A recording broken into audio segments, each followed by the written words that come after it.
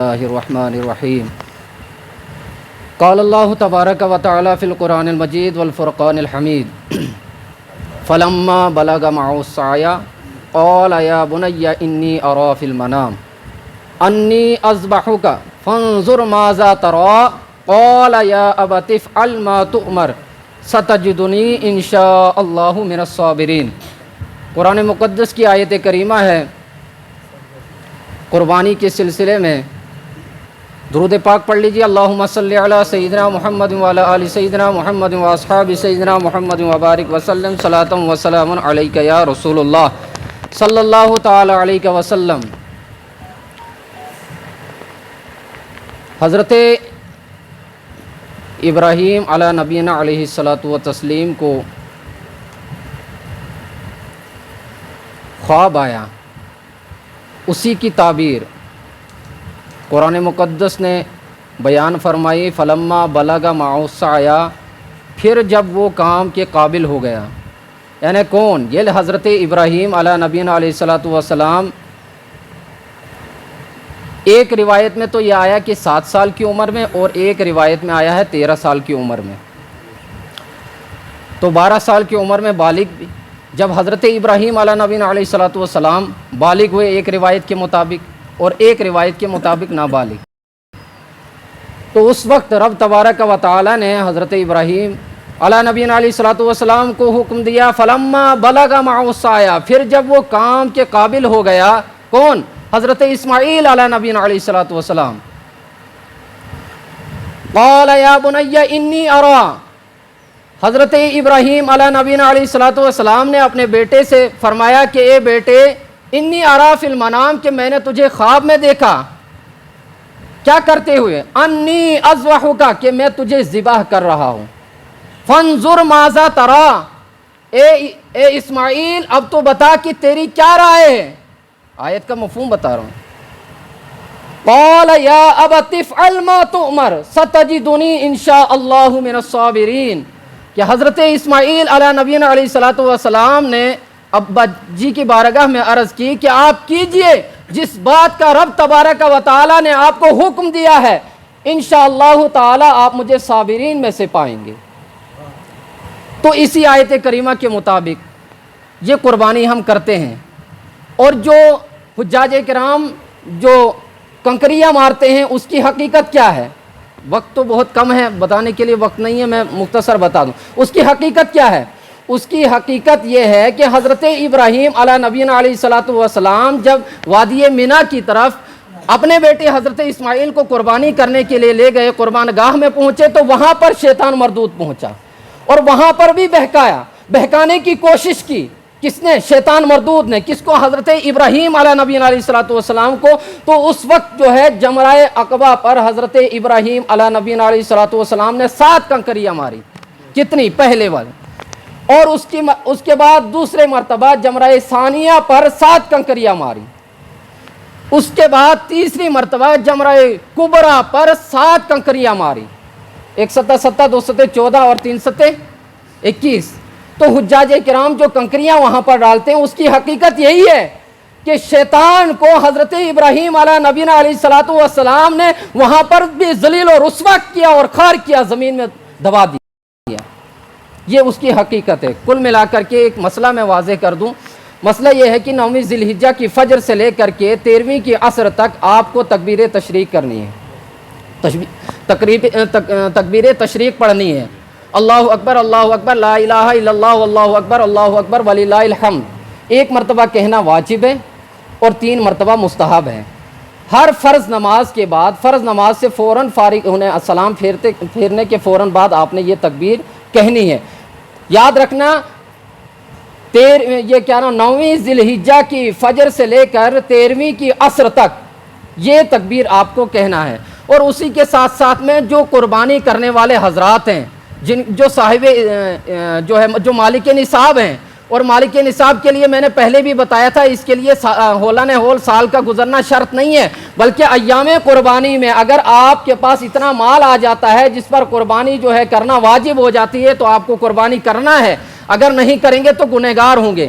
تو بہرحال جو ہے وہ قربانی جو کرنے والا ہوگا اس کے لیے یہ حکم ہے، افضل ہے، بہتر یہ ہے کہ جو اس نے قربانی عید کی نماز پڑھنے کے فوراً بعد جب وہ قربانی کرے گا اس سے پہلے اس نے کوئی کھانا نہیں ہے، کچھ بھی کھانا نہیں ہے، اور جب وہ عید سے فارغ ہو جائے گا اور عید سے فارغ ہونے کے بعد وہ جب اپنی قربانی کرے گا تو جس جانور کو وہ قربان کرتا ہے اسی جانور کے گوشت کو کھانا سب سے پہلے اس کے لیے اس دن افضل ہے، کوئی فرض یا واجب نہیں ہے۔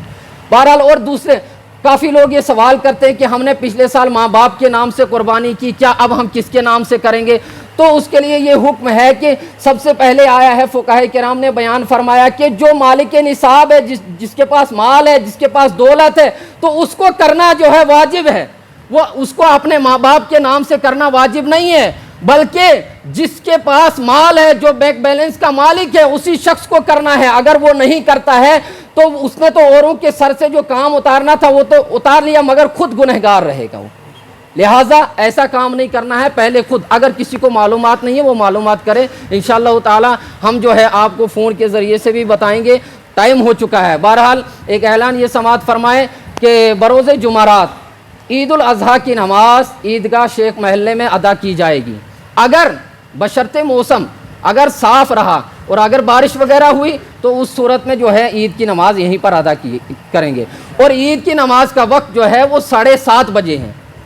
آپ تمام حضرات وہاں پر پہنچ کر کے جو ہے وہاں پر نماز ادا کریں، اور ایک راستے سے آئیں اور دوسرے راستے سے جائیں۔ اسی کے ساتھ ساتھ میں وہاں پر جو بیان کریں گے وہ ہمارے علامہ مولانا مفتی سلیم نعیمی صاحب جو ہے وہاں پر عیدگاہ میں بیان کریں گے انشاءاللہ تعالی۔ آپ وہاں پر بیان سماعت کرنے کے لیے حاضر ہوں، اور نیک دعاؤں سے ہم کو بھی اور اپنے احباب کو بھی اپنی دعاؤں میں یاد رکھیں، اور دارالعلوم حسینیہ تحسینیہ کو ہمیشہ یاد رکھیں۔ بہرحال جو مسائل رہ گئے ہیں ان کے لیے آپ فون پر رابطہ کریں، انشاءاللہ ان سے جو ہے ہم آپ سے واقف کرائیں۔ معزز سامعین کرام، واجب الاحترام، السلام علیکم ورحمۃ اللہ تعالی وبرکاتہ۔ الحمد للہ رب العالمین، والعاقبۃ للمتقین، والصلاة والسلام علی اشرف الانبیاء والمرسلین، وعلى آلہ واصحابہ اجمعین، اما بعد، فاعوذ باللہ من الشیطان الرجیم، بسم اللہ الرحمن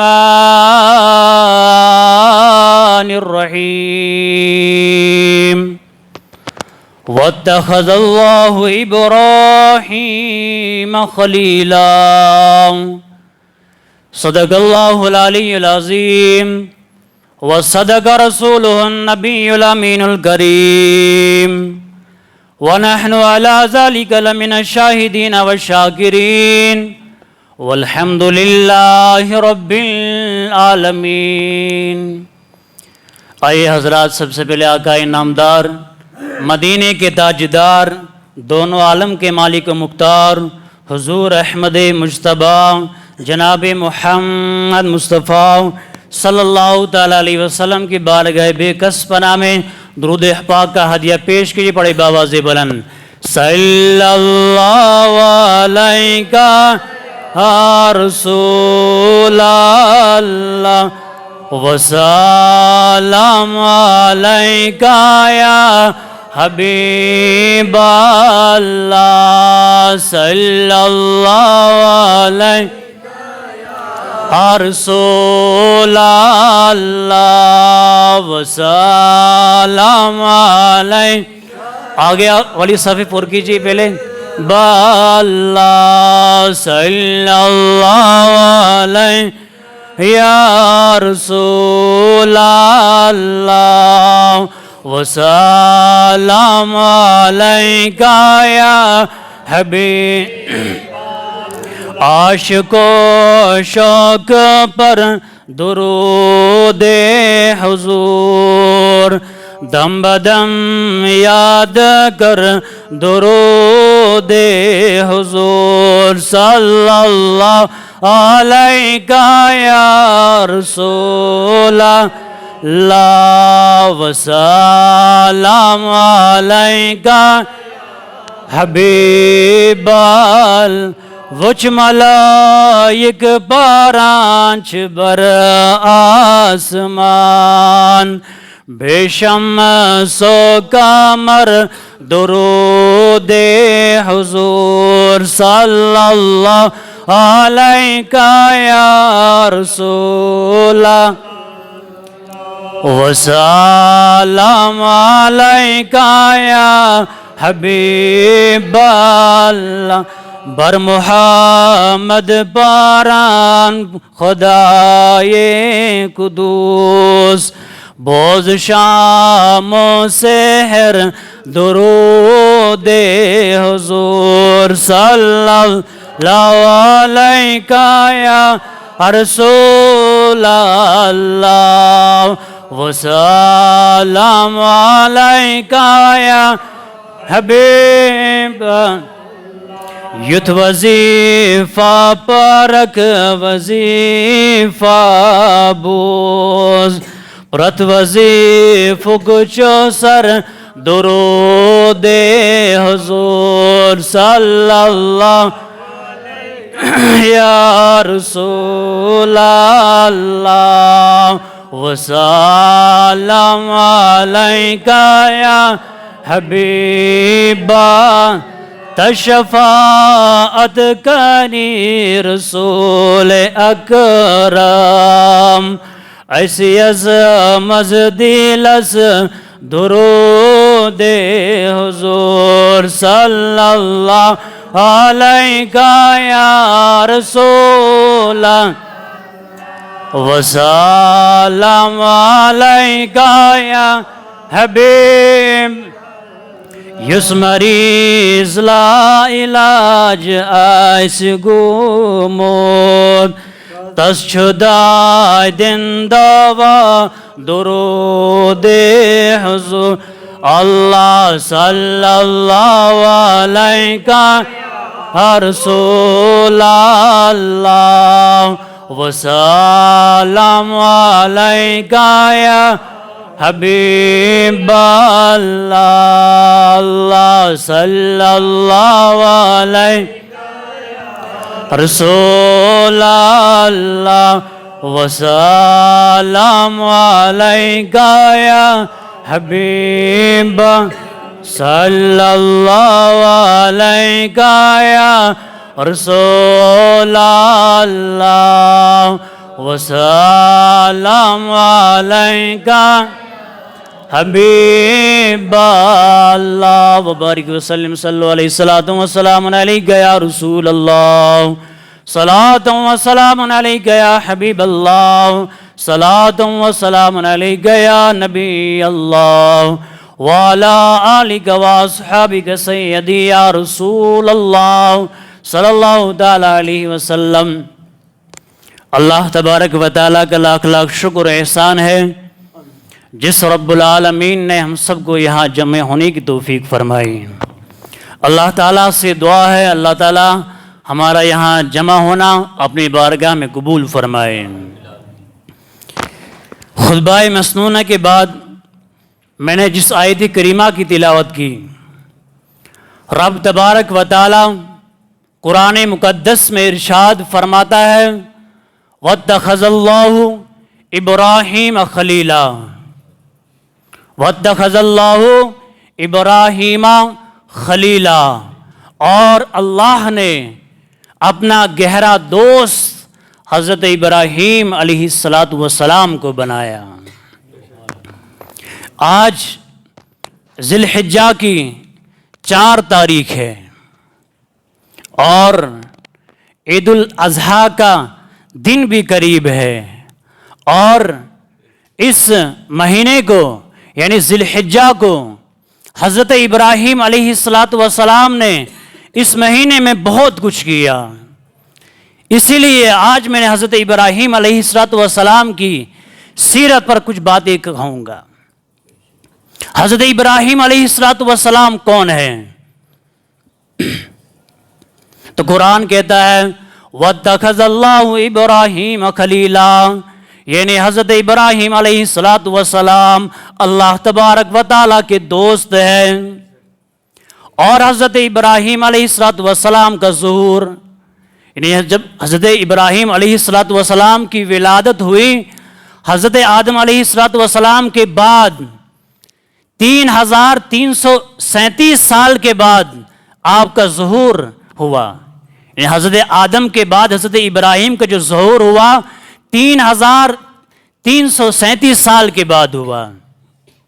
اور حضرت ابراہیم علیہ السلام بابل شہر میں پیدا ہوئے، اور ایسے وقت میں پیدا ہوئے، قرآن میں آتا ہے، احادیث کی کتابوں میں آتا ہے، حضرت ابراہیم علیہ السلام کا ظہور، حضرت ابراہیم علیہ السلام ایسے وقت میں اس دنیا میں تشریف لائے جس وقت ہر طرف گناہ ہی گناہ تھا۔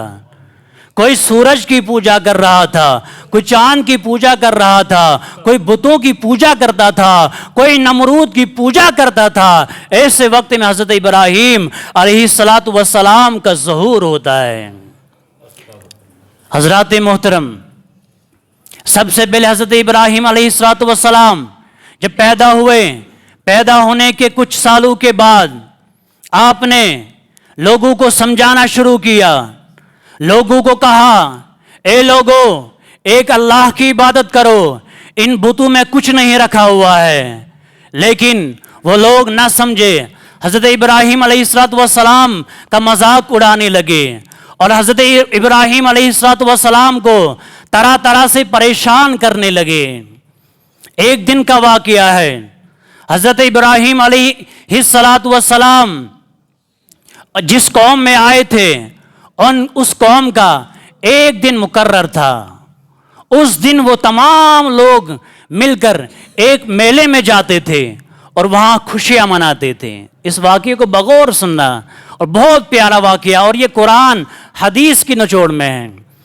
حضرت ابراہیم علیہ السلام کی قوم میلے میں جا رہی تھی، اور حضرت ابراہیم سے کہا اے ابراہیم تم بھی آج ہمارے ساتھ میلے میں چلو۔ یعنی اس دن ایک خوشی کا دن ہوتا تھا، ان لوگوں کا ایک عید کا دن ہوتا تھا، تہوار کا دن ہوتا تھا۔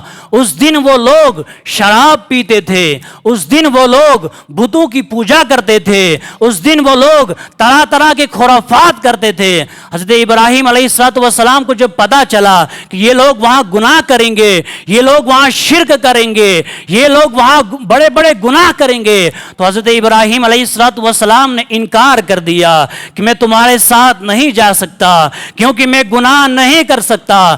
تاریخ میں آتا ہے، احادیث کی کتابوں میں آتا ہے، جب تمام لوگ چلے گئے، ادھر تمام لوگ میلے میں چلے گئے، ادھر حضرت ابراہیم علیہ السلام ادھر حضرت ابراہیم علیہ السلام ابھی عمر چھوٹی تھی۔ حضرت ابراہیم علیہ السلام نے دیکھا کہ تمام بت رکھے ہوئے تھے، تو حضرت ابراہیم علیہ السلام نے ایک کلہاڑی اٹھائی، اور کلہاڑی اٹھاتے ہی تمام جتنے بھی بت تھے، جتنے بت بنائے تھے، اپنے ہاتھوں سے بت بنائے تھے، حضرت ابراہیم علیہ السلام نے تمام بتوں کو توڑ دیا۔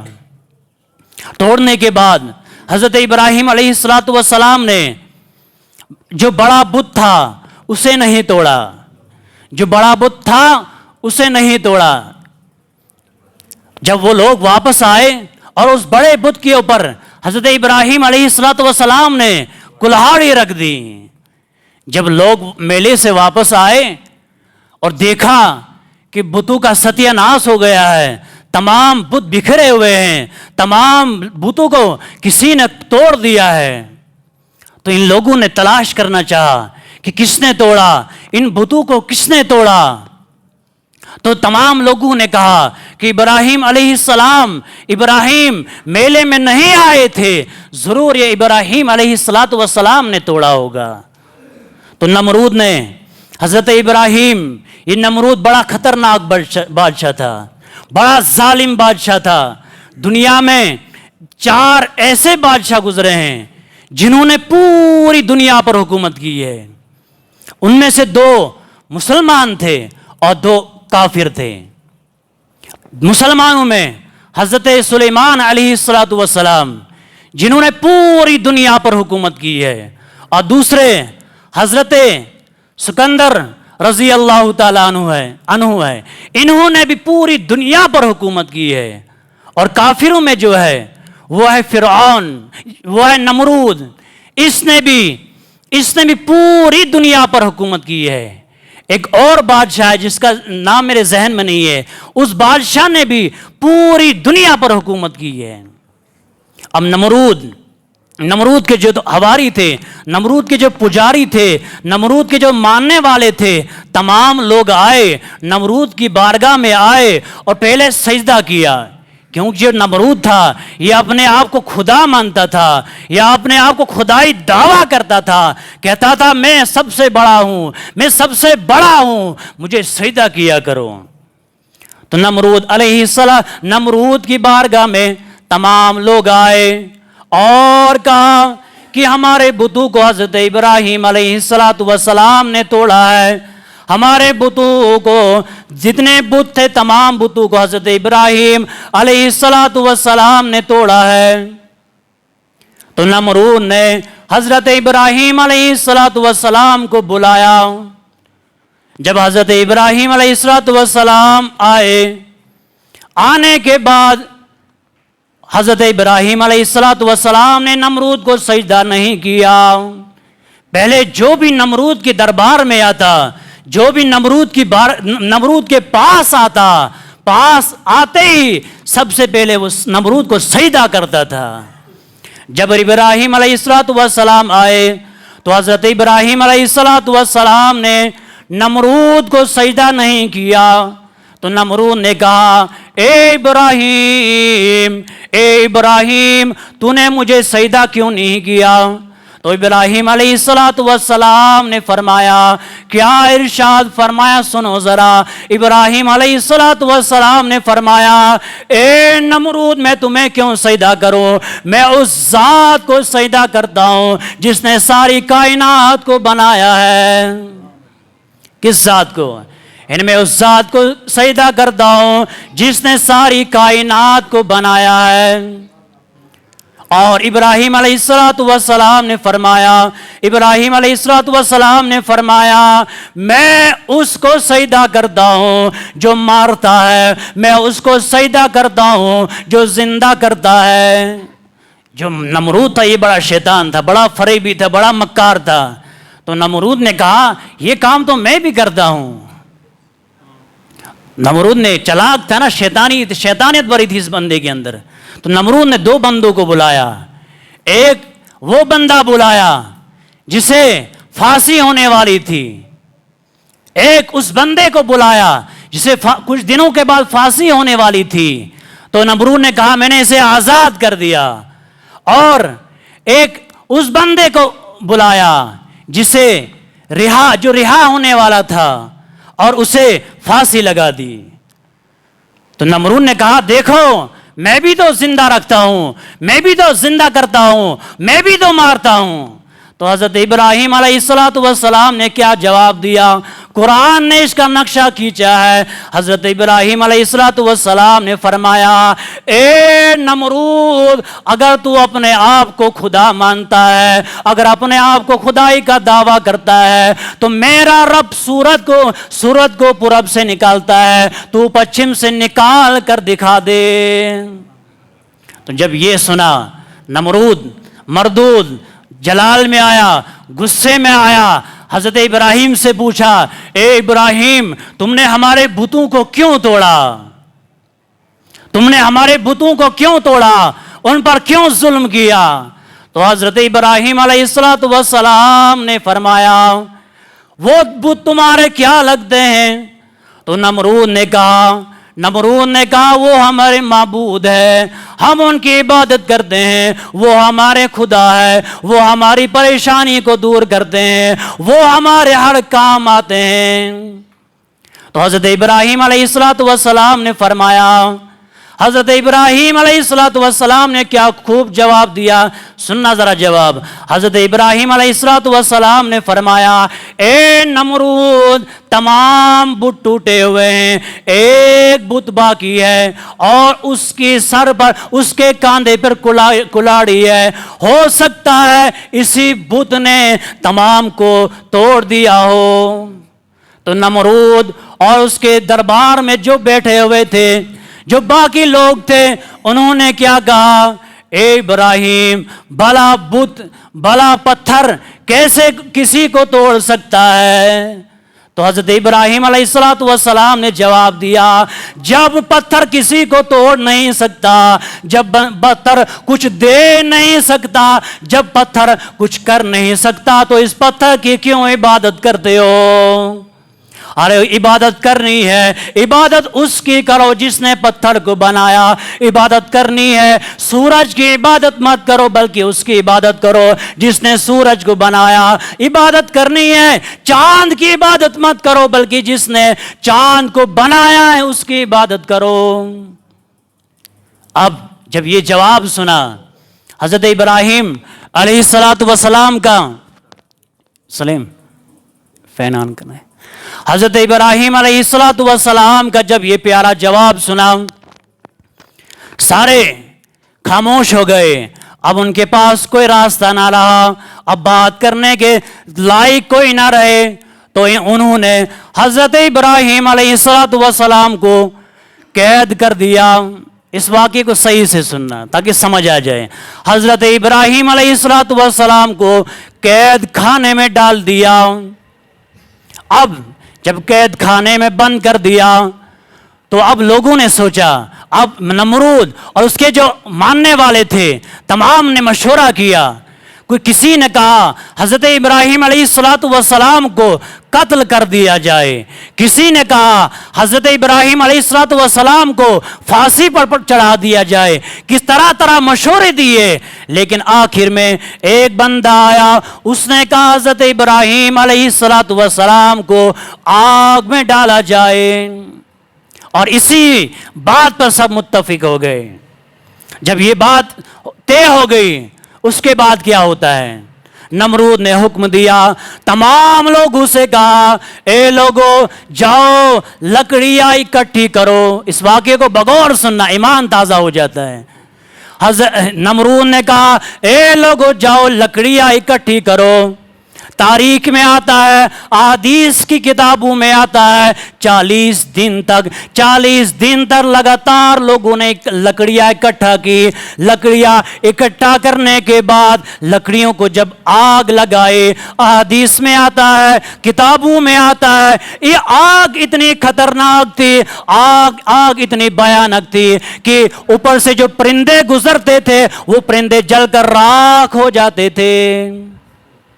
اب جب آگ جلائی گئی، اب اس کو حضرت ابراہیم علیہ السلام کو آگ میں کیسے ڈالا جائے؟ اب تمام لوگوں نے، کسی نے کہا انہیں پھینک کر وہاں دیا ہے، تو ایک بندہ آیا، کتابوں میں آتا یہ شیطان تھا یا کوئی اور تھا، اس نے کہا منجنیق بناؤ، اور منجنیق میں حضرت ابراہیم علیہ السلام کو بٹھایا اور آگ میں گرانا چاہا۔ ابھی واقعہ پورا نہیں ہوا، اب سننا ذرا۔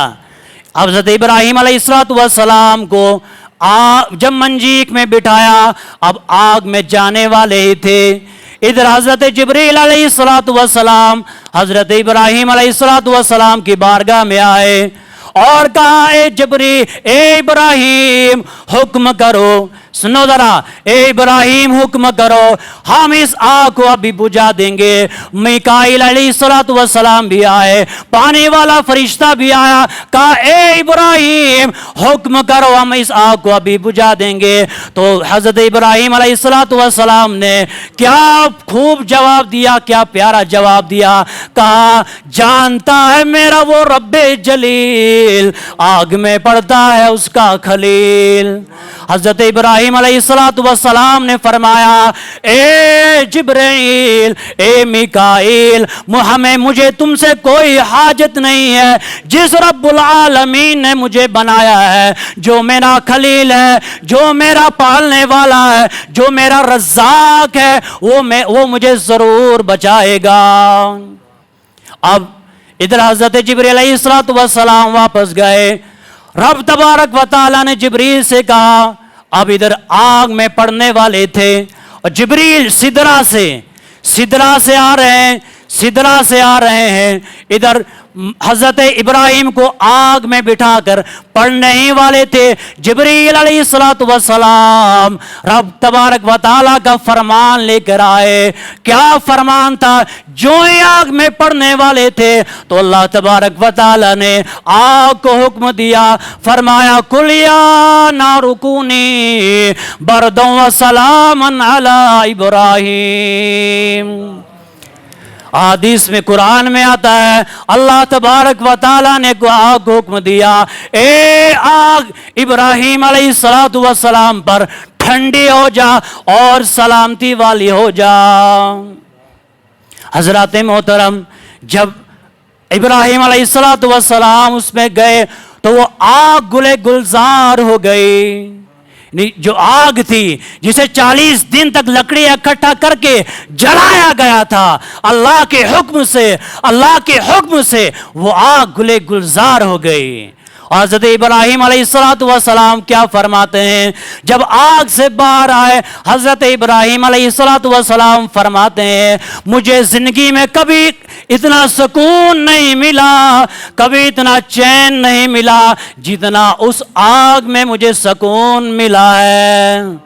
सुभान अल्लाह कह दो ना। ये नबियों का इम्तिहान, जब अल्लाह इम्तिहान लेता है तो हर किसी बंदे का इम्तिहान लेता है, लेकिन जो अल्लाह के नेक होते हैं, जो अल्लाह के प्यारे होते हैं, जो अल्लाह के दोस्त होते हैं, वो इम्तिहान में कामयाब हो जाते हैं। आज हमसे भी अल्लाह ताला इम्तिहान लेता है। जितने ईमान वाले हैं, जिन्होंने ला इलाहा इल्लल्लाह मुहम्मदुर रसूलुल्लाह सल्लल्लाहु अलैहि वसल्लम पढ़ा, तमाम से अल्लाह इम्तिहान लेता है। खुद फरमाता है, सूरह बकरा उठा लो, अल्लाह ताला फरमाता है, वलनबलुवन्नकुम बिशैइन मिनल खौफि वल जूइ व नक़सिम मिनल अमवालि वल अनफुसि वस्समरात वबश्शिरिस साबिरीन। अल्लाह ताला फरमाता है, मैं तुम्हें जरूर आजमाऊंगा, कभी भूख की वजह से आजमाऊंगा, कभी खौफ की वजह से आजमाऊंगा, कभी किसी खौफ की वजह से आजमाऊंगा, कभी तुमसे माल छीन लूंगा, कभी तुम्हारी औलादें छीन लूंगा, जरूर आजमाऊंगा। आगे अल्लाह फरमाता है, वबश्शिरिस साबिरीन, ए ईमान वालो, ए मोमिनो, तुम सब्र करना। जब अल्लाह की आजमाइश आए तो उस वक्त इंसान को और उस वक्त मोमिन को क्या करना चाहिए? सब्र करना चाहिए। आज हम लोगों के पास सब कुछ है, होने के बावजूद पहले हम अल्लाह का शुक्र अदा नहीं करते। अल्लाह ने हमें सब कुछ दिया है, अरे 2 हाथ सलामत है, 2 वक्त का खाना है, इससे ज्यादा क्या होना चाहिए? उसके बावजूद भी हम अल्लाह का शुक्र अदा नहीं करते और मायूस हो जाते हैं। और मायूस होकर कुछ लोग ऐसे भी हैं जो अपने आप को खत्म कर देते हैं, यानी खुदकशी कर देते हैं। मैं एक हदीस पढ़ रहा था, बुखारी, मुस्लिम, इब्न माजा, ये सब में ये हदीस जिक्र है। अल्लाह के हबीब सल्लल्लाहु ताला अलैहि वसल्लम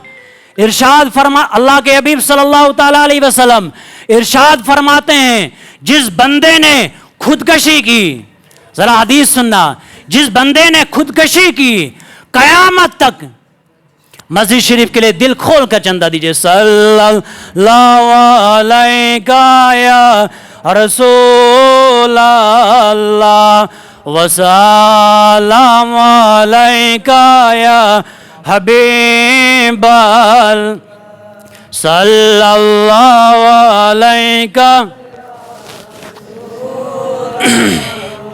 व सल्लम अलैका या हबीब अल्लाह व बारिक वसल्लम, सलातु व सलाम अलैका या रसूलुल्लाह सल्लल्लाहु अलैहि वसल्लम।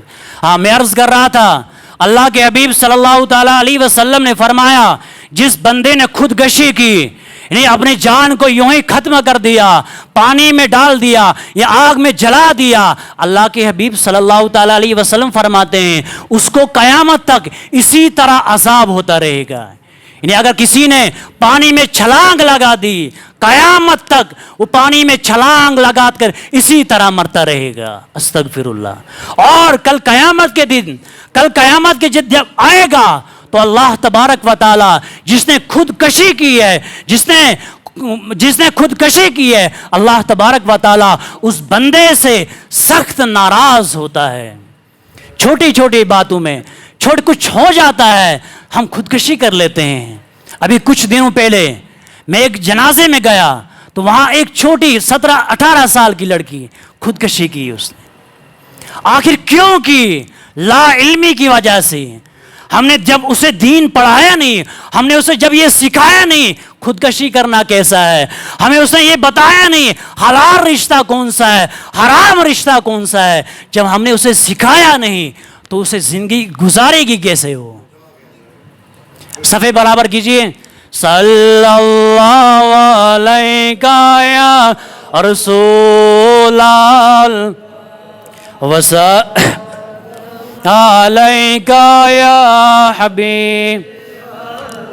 میں عرض کر رہا تھا ذی الحجہ کا جو مہینہ ہے یہ بڑا عظمت والا مہینہ ہے۔ اس کی 10 تاریخ کو عید الاضحیٰ منائی جاتی ہے اور قربانی بھی کی جاتی ہے۔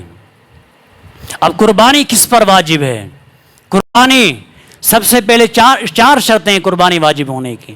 مسلمان ہونا، یعنی جو مسلمان ہے اسی پر قربانی واجب ہے۔ اس کے بعد مالک نصاب ہونا، یعنی مالک نصاب ہونا، مالک نصاب پر ہی قربانی واجب ہے۔ اور اس کے بعد جو تیسری شرط ہے وہ ہے مقیم ہونا، یعنی مقیم ہونا شرط ہے۔ اگر مسافر ہے تو مسافر پر قربانی واجب نہیں ہے۔ ہاں اگر کرے گا، مسافر ہے اگر کرے گا تو ثواب اسے ضرور ملے گا۔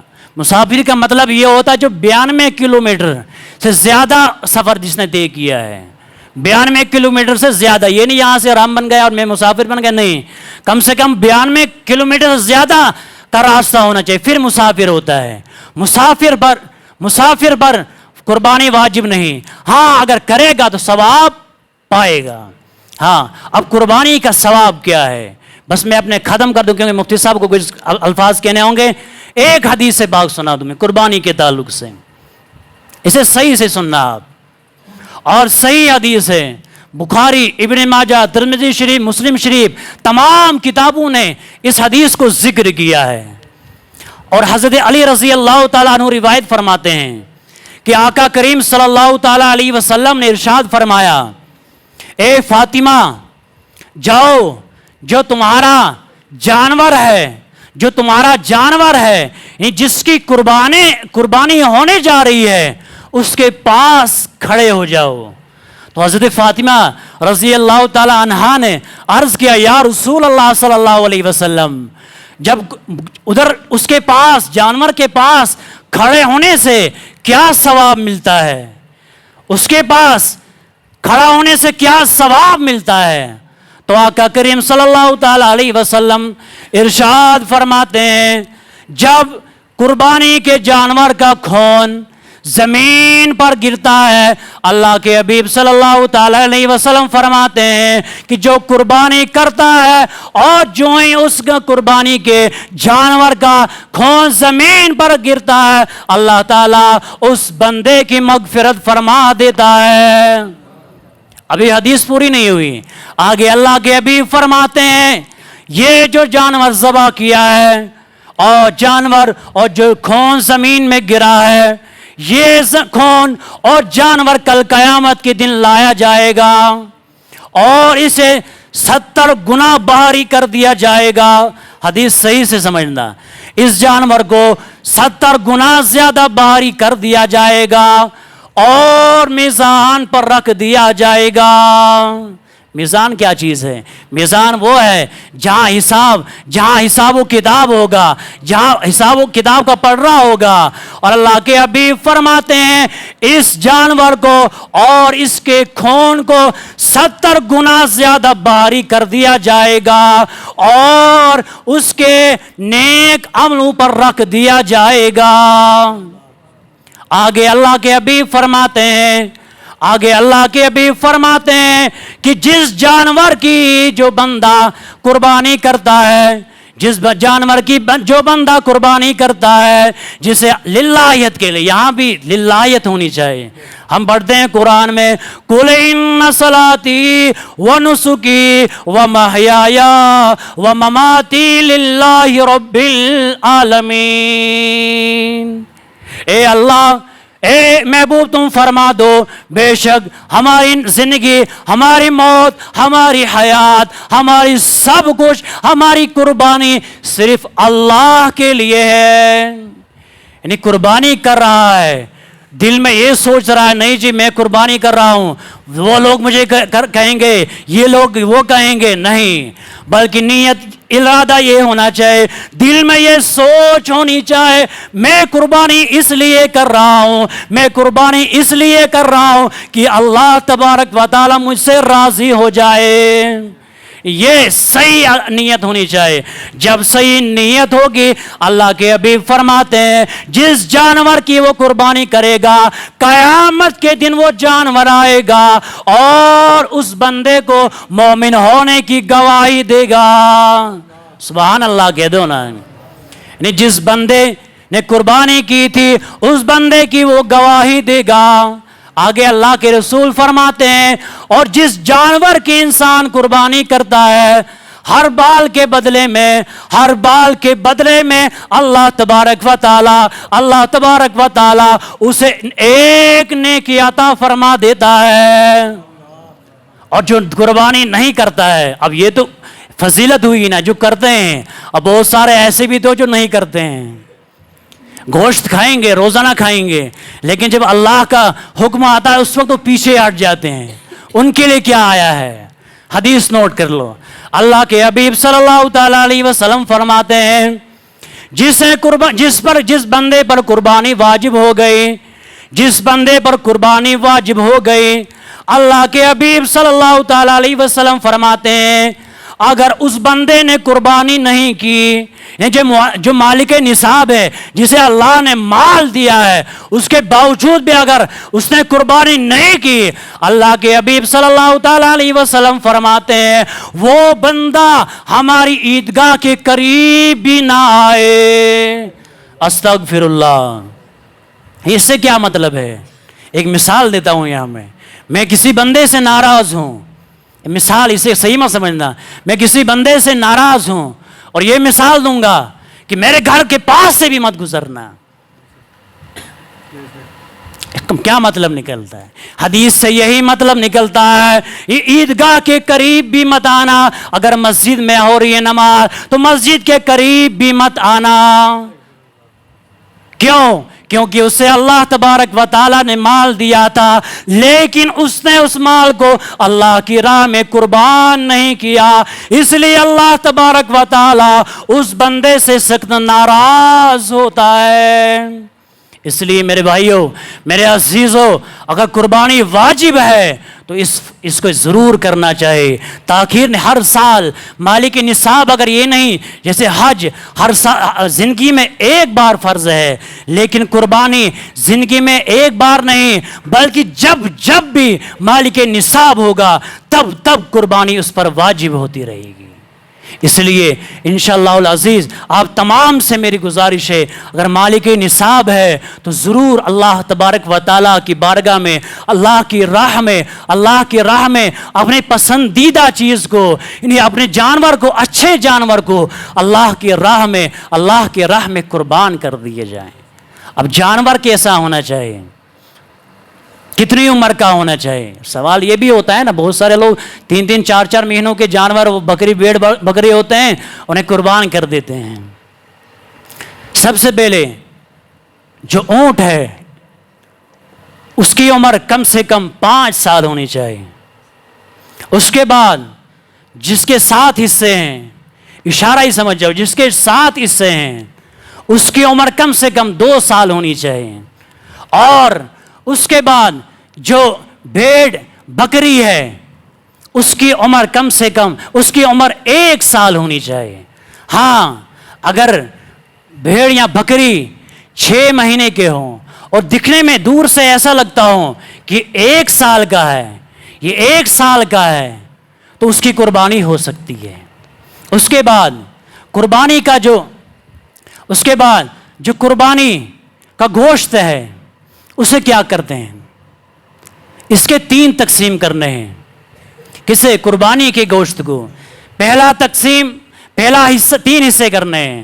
پہلا حصہ غریبوں میں، غربا میں، یتامہ میں. دوسرا حصہ اپنے عزیز و اقارب جو رشتہ دار ہے ان میں صرف کرنا ہے. اور جو تیسرا حصہ ہے وہ اپنے گھر میں کام لگ سکتا ہے. اور حصہ ایسے نہیں بلکہ تول کے کرنا چاہیے. بہت سارے لوگ انجانے میں کرتے ہیں یہ اتنا ہوگا یہ اتنا ہوگا. نہیں، تول کے بالکل ناپنا ہے. ان کو ناپنا ضروری. ہاں کئی جگہ ایسا بھی ہوتا ہے بکرا چھوٹا ہے تو کل گوشت پورا گوشت گھر میں بھی کام لا سکتا ہے. اور اس کے بعد صلی اللہ علیہ رسول وسلم علیکہ حبیب، حق نے پیدا کیا بندگی کے دونوں جہاں بنے نبی کے لیے. اللہ صلی اللہ علیہ یا رسول وسلم علیہ حبیب اللہ وبارک وسلم. صلاۃ و سلام علیکہ یا رسول اللہ صلی اللہ علیہ وسلم. اللہ تبارک و تعالی ہمیں حق کہنے، حق سننے، حق پر عمل کرنے کی توفیق فرمائے. وآخر دعوانا الحمدللہ رب العالمین. السلام علیکم ورحمۃ اللہ تعالی وبرکاتہ.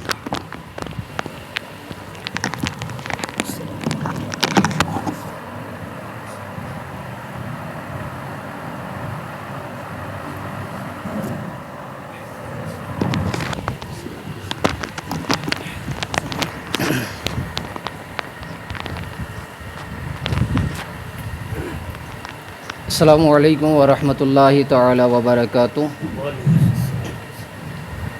نحمدہ و نصلی علی رسولہ الکریم. اما بعد.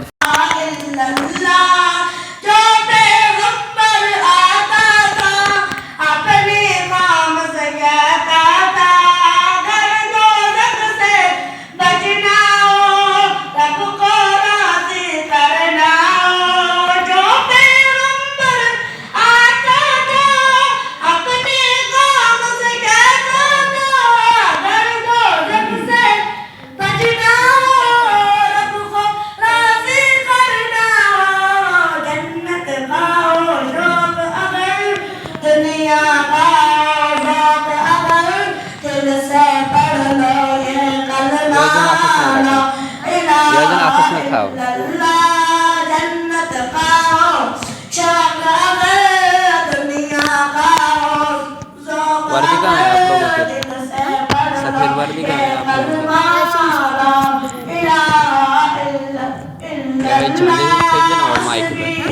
जान देखो खेजे ना माइक पे नाम अच्छा है.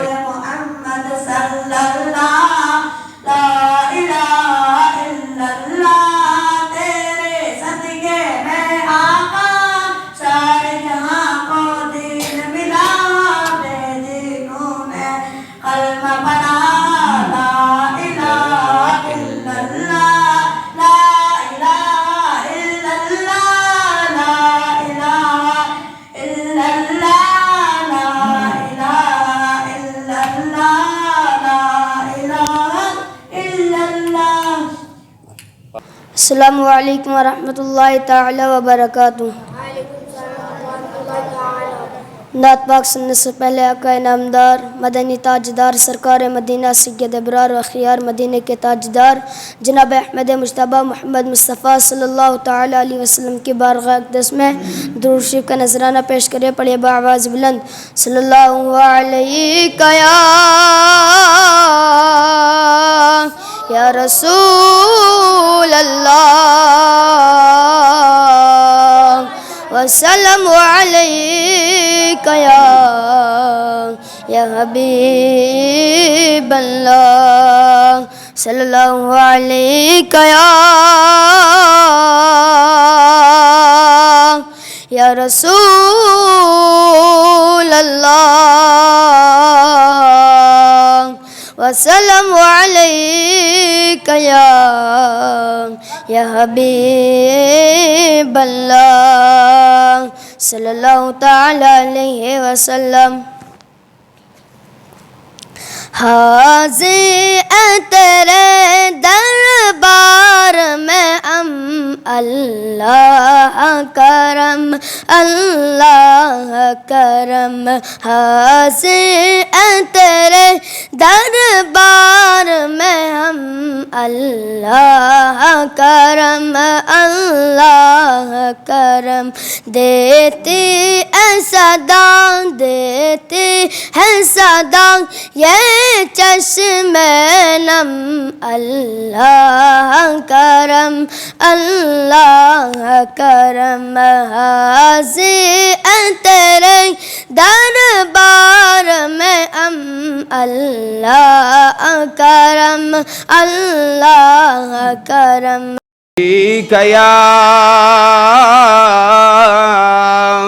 یا رسول اللہ وسلم علیک یا حبیب اللہ اجالا ہے جس کا وہ دو جہاں میں وہ میرے آقا کی روشنی ہے انہی کے قدموں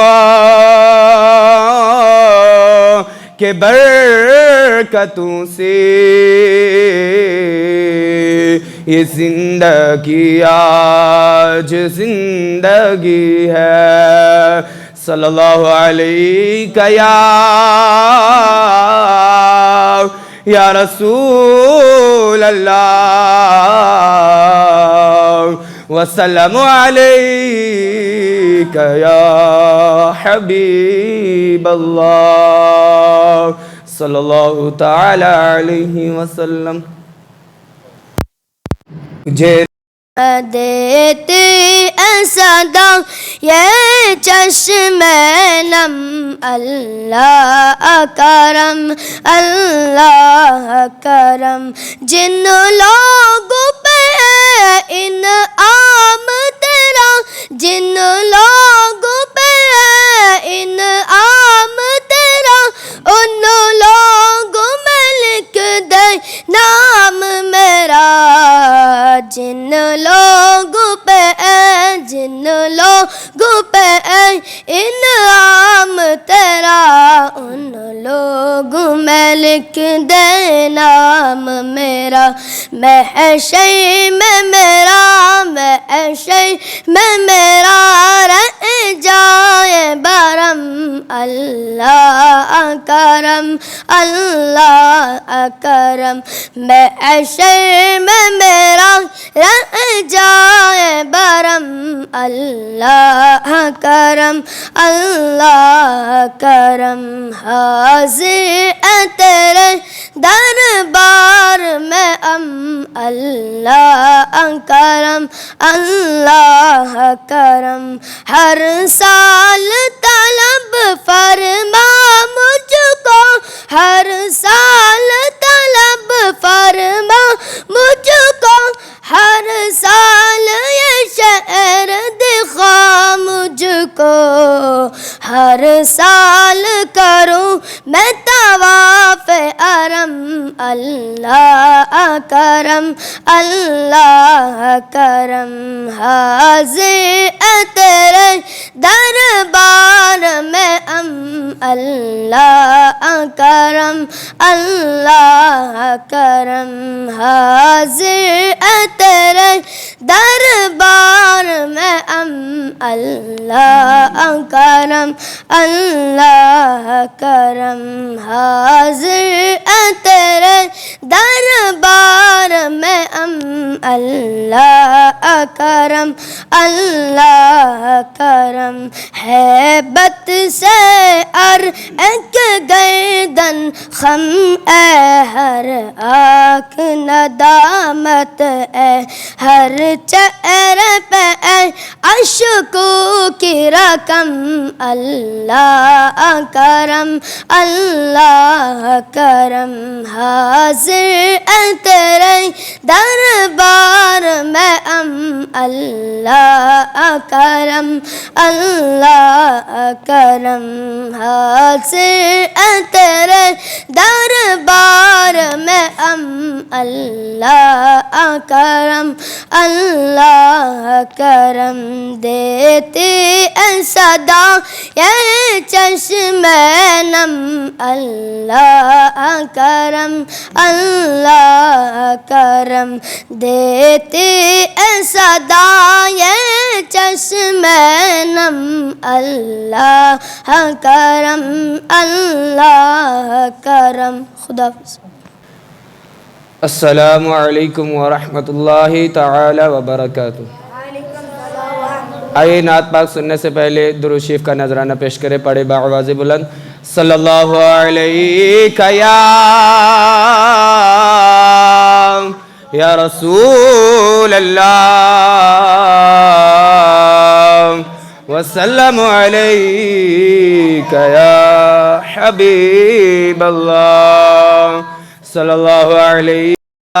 تجھے رب نے کیا بنایا مکہ مدینے والے, تجھے رب نے کیا بنایا مکہ مدینے والے, تجھے رب نے کیا بنایا, تجھے رب نے کیا بنایا مکہ مدینے والے.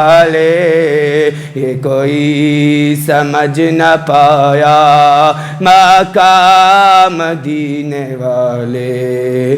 تیرا فیض عام جانی تیری زندگی نرالی, تیرا فیض عام جاری تیری زندگی نرالی. تجھے ہر ولی میں پایا مکہ مدینے والے, تیرا فیض عام جاری تیرا فیض عام جاری تیری زندگی نرالی. تجھے ہر ولی میں پایا مکہ مدینے والے. کہاں سب نے نفسی نفسی, کہا سب نے نفسی نفسی, تیرے رب پہ لب حبلی تیرے پائے کا نہ پایا مکہ مدینے والے. نہ کوئی بتا سکا ہے, نہ کوئی بتا سکا ہے, نہ کوئی بتا سکے گا تجھے رب نے کیا بنایا مکہ مدینے والے. نہ کوئی بتا سکا ہے, نہ کوئی بتا سکا ہے, نہ کوئی بتا سکے گا تجھے رب نے کیا بنایا مکہ مدینے والے. ہے فاطمہ کا صدقہ, ہے فاطمہ کا صدقہ, تیرے نصیب کا ہے حصہ, مجھے ہاشمی بنایا مکہ مدینے والے. ہے فاطمہ کا صدقہ, ہے فاطمہ کا صدقہ, میں تیرے نصیب کا حصہ, مجھے ہاشمی بنایا مکہ مدینے والے. تجھے رب نے کیا بنایا, تجھے رب نے کیا بنایا مکہ مدینے والے. والے یہ کوئی سمجھ نہ پایا مکہ مدینے والے. خدا حافظ.